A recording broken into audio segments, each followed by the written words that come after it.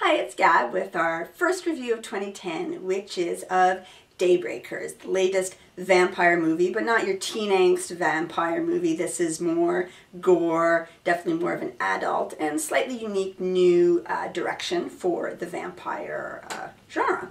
It stars Ethan Hawke. He's a hematologist who works for a corporation that farms human for blood. Why, you may ask? Because the majority of the population is now vampire. This takes place 10 years in the future and 10 years after some sort of outbreak that turned the majority of the population into a vampire population. And so they call the shots, and any surviving 100% humans are farmed for blood so that the vampires can survive and not devolve into a very much more ugly, demonic, gross, and unhinged subculture of vampires.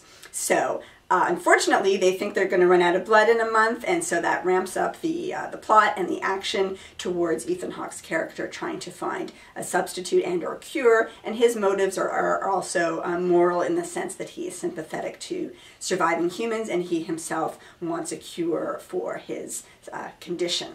So he teams up with a band of surviving humans who have the same goals, obviously, and they try to help each other, and etc., etc. This band of humans is basically led by the Willem Dafoe's character. It always seems natural to see Willem Dafoe in a movie like this, and so the two of them and a cast of a few others sort of try to work things out, so to speak.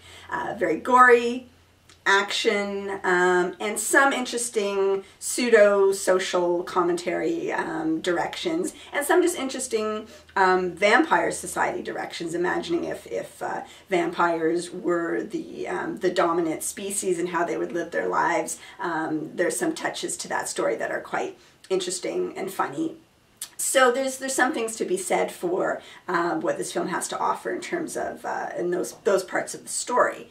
On the other hand, many sort of touches in the story seem pretty formulaic and predictable. So it sort of is a bit of a, for me, was a bit of a on and off of interesting, predictable, engaged, little bit bored, and so I'm not quite sure how I feel about it overall. Overall, I was entertained, and yet also felt a little bit let down. I felt that it could have delivered a bit more overall satisfying, fresh package. The performances were part of this problem. Ethan Hawke was very solid and certainly has the look for this kind of role in this kind of film. Willem Dafoe I found to be a bit of a disappointment. You would have thought he would be a real scenery chewer and just a scene stealer in this context of this kind of film. And I think he fell a bit flat, to be honest, for me. If anything, Sam Neill, who is the main bad guy, the corporate vampire, is that an oxymoron? Bad guy, you could tell he was relishing his part and he was very enjoyable. The rest of the cast I found borderline poor, and it may also be the dialogue was a bit clunky, and it was almost in parts laughable, and so that really leads to my problem with the tone. I couldn't quite put my finger on and wasn't overall comfortable with the tone this film was going for, at times seemingly taking itself very seriously, and at others borderline satirical, which is fine. No satisfying film needs to be one or the other in terms of genre or tone, but when you're not sure that they're sure, that's more of a problem, and that's how I felt about this, compared to something like Zombieland, where the viewer is very comfortable of what the filmmakers were going for, very confident in that they knew what they were going for, in terms of the combination of humor, satire, seriousness, gore, commentary, horror, and I didn't feel it was entirely successfully delivered here. So concept spotty, tone spotty, performances spotty.